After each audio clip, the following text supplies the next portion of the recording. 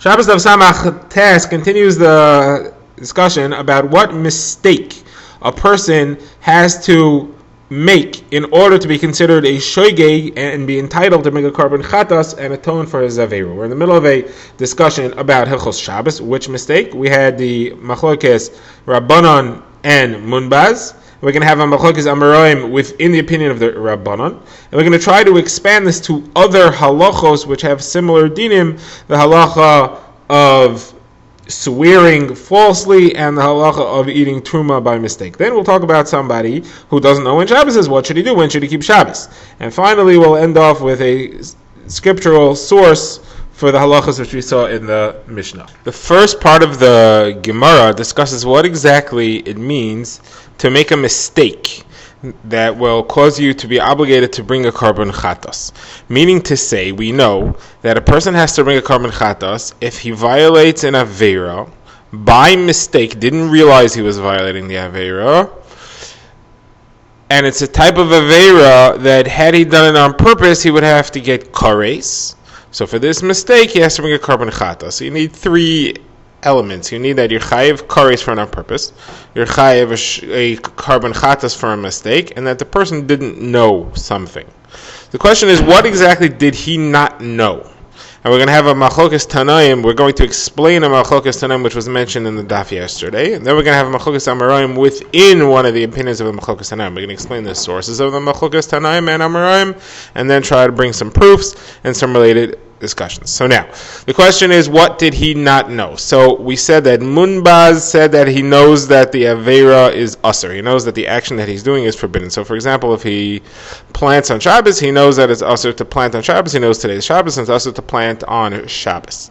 Now Munbaz says he could be chayav a korban chatas for that anyway. So the Gemara asks, what do you mean? How can you be chayav a chatas? There's no mistake. The Gemara says his mistake was that he did not realize that if he does it by mistake, there's a korban chatas. That's what he didn't realize. He knew that what he was doing was asur, and he knew that it's Shabbos, but he didn't realize that there was a korban chatas involved. That's called a mistake. Now, the Gemara says, that's Munbaz's opinion, the Tana, but the Chachamim, the Rabbanon, disagree. They say the fact that you didn't know that there's a korban chatas involved does not make this a mistake. Now, so the Gemara has a question then, according to the Rabbanon, what then is the minimum mistake for you to be called a shoygeg that you'd have to bring a korban chatas? Whereas the machlokes between Rav Yochanan and Reish Lakish, Rav Yochanan says it has to be that he didn't know there was kares involved.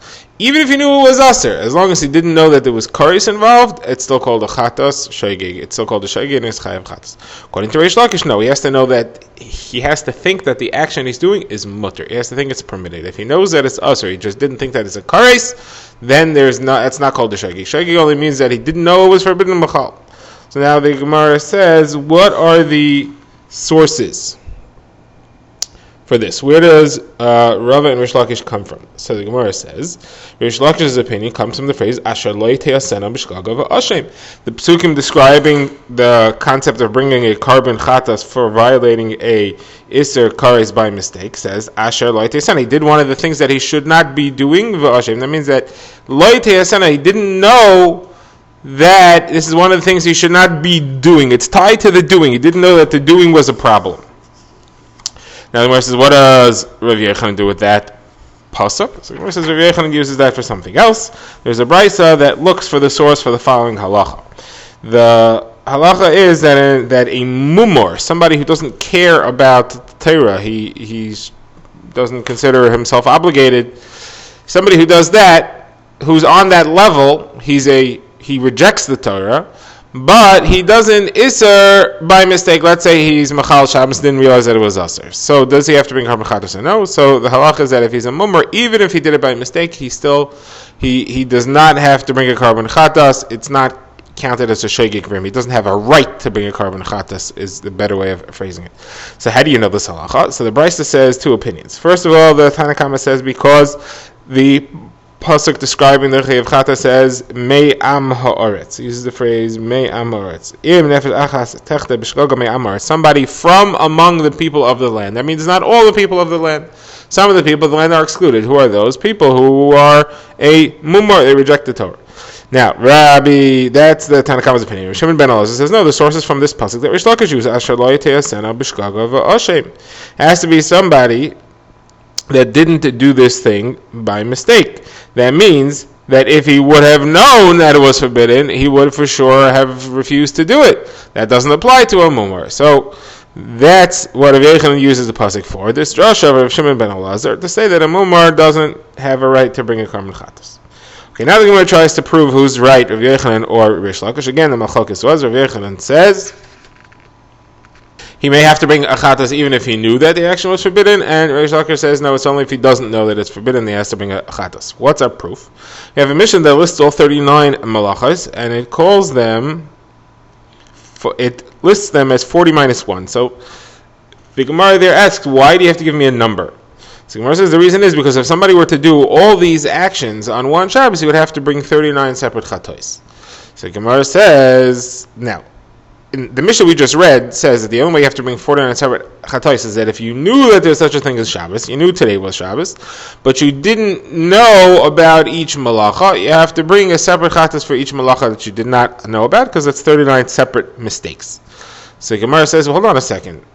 How is it possible that he knew it was Shabbos and he didn't know about any of the 39 malachos? What exactly did he know about Shabbos? You're telling me he knew Shabbos, but he didn't know the 39. What did he know? According to Rav Yochanan, it makes sense. He knew that all these things were aser, and he has to bring a karban chatas anyway, even though he knew it was aser. His mistake was that he didn't know that it was kares. But according to Rish Lakish, where the only way he could be mechayev a chatas is if he didn't know it was aser. So this guy violated all 39 malachas. He has to bring 39 karban chatas, but he knew about Shabbos. What did he know exactly? He didn't know a single thing was aser. Versus he knew something that does not chayev chatas. Knew about a halacha d'Rabbanan, like not walking outside the tchum. That's what he knew. But these 39 malachas didn't know, and therefore it's 39 mistakes. He has to bring 39 chatais. Now the Gemara quotes a brisa, which it will say fits only in Munbaz's opinion. The brisa discusses what is it that you have to not know in order to be considered a shogeg and have a right to bring a karban chatas. And the brisa identifies three potential factors. Number one, you do not know about Shabbos. Number two, or you do not know that today is Shabbos. Number two, you don't know that this malacha is forbidden. Or number three, you know that it's Shabbos and it's forbidden, but you don't know that there's a karban chatas involved.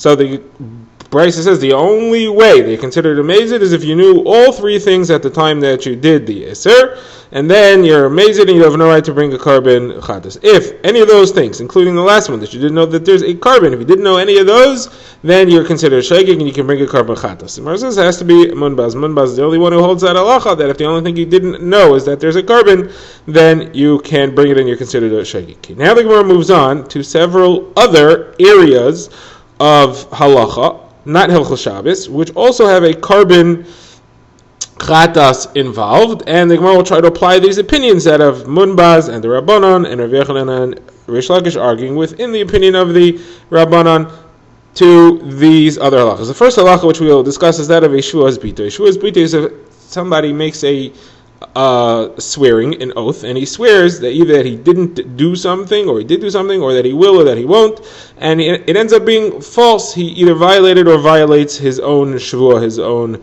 oath. Now, this is the only halach in Kol HaTorah Kula, the Gemara says, where there is no kares if you do it on purpose, but if you did it by mistake, there's a karban chatas. So now, the Gemara says, Abai says that here, in the opinion of Rabbi Yochanan, in the opinion of the Rabbanan, who argued in Munbaz, we saw that it's not enough if you don't know about the chatas, you have to not know something else. And we saw it was Mechakes Rabbi Yochanan, Rabbi Yochanan said that it's enough if you don't know that there is a chiyuv kares. And Rish Lakish said, no, you have to not know that the whole thing is aser. Says Abai, here Rabbi Yochanan will agree that you have to not know that the thing is aser. If you knew the thing is aser, there's no way to be chayiv this karban chatas. So the Gemara says shkoyach. That's obvious. What else could he possibly not know? If he knew that the thing is aser, there is no kares for him to not know, and karban doesn't help according to the Rabbanan, which is in whose opinion Yochanan and Rish Lakish were discussing. So what do you say? For sure, there is nothing else. It has to be that he didn't know the thing is aser.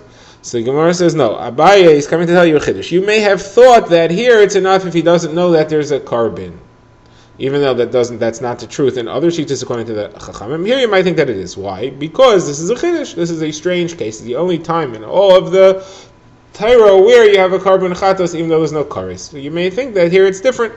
On that, Abaye says no. Rabbi Yochanan does not hold away. Rabbi Yochanan says that you still cannot bring a shaykik if the only thing you didn't know is that there's a chiyuv chatos here. It has to be that you didn't know that the thing is aser b'chlal. Okay. Now the Gemara has a refutation to Abaye's opinion. The refutation is that we have a brisa, and the brisa clearly says that if somebody violates his oath and he says, listen, I know that I made an oath and I know I'm not allowed to do this, and the only thing that I don't know is whether there's a carbon involved or not. If that's what he does, so then he's a shoygig, he's allowed to bring the chatas. So you see clearly that what Abaye says is not true. Who could possibly hold that way? So there's two versions as to how the Gemara responds here. According to the first version, the Gemara says, no, that's munbaz. We already know that munbaz says that you're considered a shoygig if the only thing you forgot is that there's a carbon involved. The Abaye was saying, Rav Yochanan in the Rabbanan, nothing to do with munbaz. The Gemara's other versions that this can't be munbaz, because according to munbaz, there's no chiddush. Munbaz said that already in Hilchos Shabbos, doesn't have to say it again over here.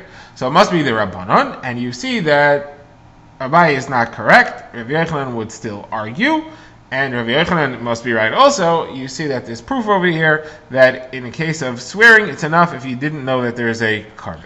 Next, the Gemara discusses the issue of a non-Kohen who ate truma. You're not allowed to eat Kohen if you're not a truma, and if you do, there's a difference between whether you did it b'mezid on purpose or b'shogig by mistake. If you did it b'mezid on purpose, so that is misa b'dei shemayim. You have no right for any kapara, for any atonement. You get killed by heaven. It's not kares, but something very similar. If, however, it was a mistake, so there's no carbon here, but there is something called chomesh. You have to pay back what you ate to the Kohen. You have to add a fifth of the value of what you ate, including the fine that you need to pay. Okay. Now, this is kind of similar, but kind of different. It is a penalty for a shogig, like a carbon, but there's no kares, it's only misa b'dei shemayim. So the Gemara has a machlokes over here. What would Rabbi Yochanan say? Would Rabbi Yochanan say it is enough for him to not know about the kares? That is Rava's opinion. There is no kares, but there's misa b'dei shemayim. So Rabbi Yochanan would say, just like in the case of Shabbos, it was enough for him to not know that there's kares involved. Here, it's enough for him to not know that there's misa b'dei shemayim, death by the hands of heaven involved for a purposeful violation. That's Rava. Abaye says no, since there's no kares here, Rabbi Yochanan cannot say his opinion. Rabbi Yochanan would hold that the only way here, he would agree to Reish Lakish, the only way here that you could have to pay the fifth, that you would have the atonement of having to pay the chomesh, is if he didn't know that it was forbidden for him to eat this food. If the only thing he didn't know was about the carbon or the kares, then he would not have the right to pay an extra fifth and have an atonement. Now, on the subject of somebody who didn't know when Shabbos was, the Gemara now discusses somebody who is lost, and he's wandering through the wilderness, or he's on the road, even if he isn't lost, and he has no way of finding out when Shabbos is. He forgot what day of the week is Shabbos, and he doesn't have any way of finding it out. So what should he do? So the Gemara says what you should do is, you have to assume that every day might be Shabbos, but you have a right to live, so you have a right to work and do malacha enough to sustain yourself minimally for that day only. It might be Shabbos, might not be, but you're allowed to stay alive. And therefore, you're allowed to do enough malacha to sustain yourself. You shouldn't do any more than that. Now, once every 6 days, you should keep Shabbos. And there's a machlokes between Chia bar Rav and Rav Huna, whether you first count 6 weekdays and then keep Shabbos, or you keep Shabbos right away and then you count 6 weekdays. What's a machlokes? The Gemara says, should you do what the world did? The world first had 6 days of work and then the 7th day was Shabbos. Or should you do what Adam Rishon did? Adam was born just before Shabbos, so he first kept Shabbos and then he had 6 days of work. So that is the opinion of Chia bar Rav. So the Gemara says, there's a proof against you.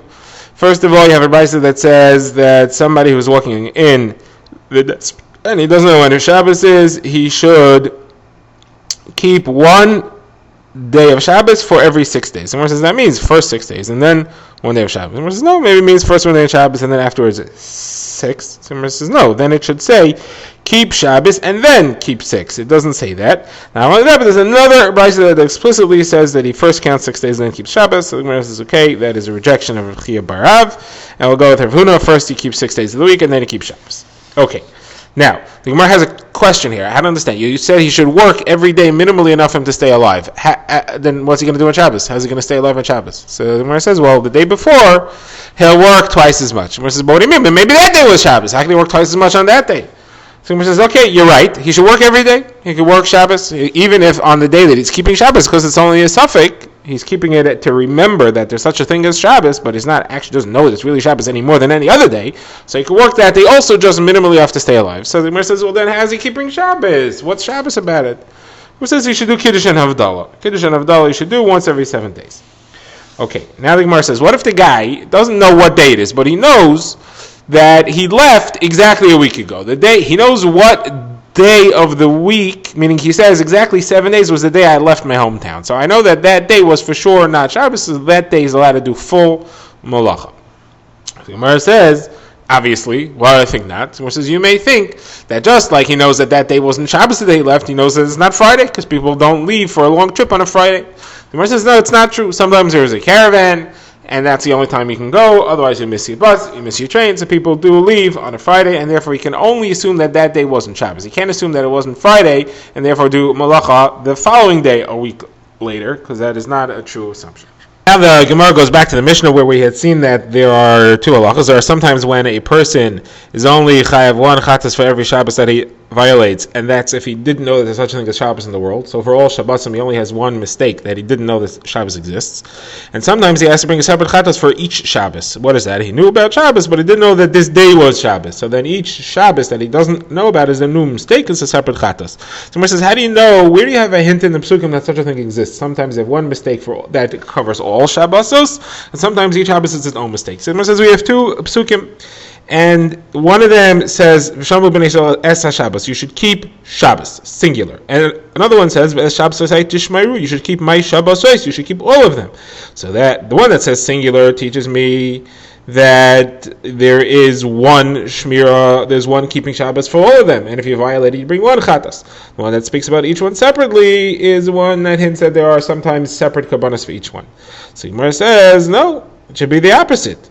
The one that says about one Shabbos, that is talking about that you could bring a korban chatas for each Shabbos separately. Why? Because it says you have to bring a korban chatas for each Shabbos and Shabbos. There's one shmira for each one. Each individual one has a shmira. So you should bring a korban chatas for each one. The one that says plural, you should bring Shabbos, you should observe Shabbos, that's one shmira that applies to all the Shabbos. Meaning the two opinions agree that these two psukim indicate both halachas. The question is which one's which?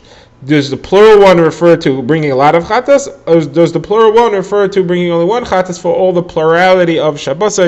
And the same question about the other pasuk.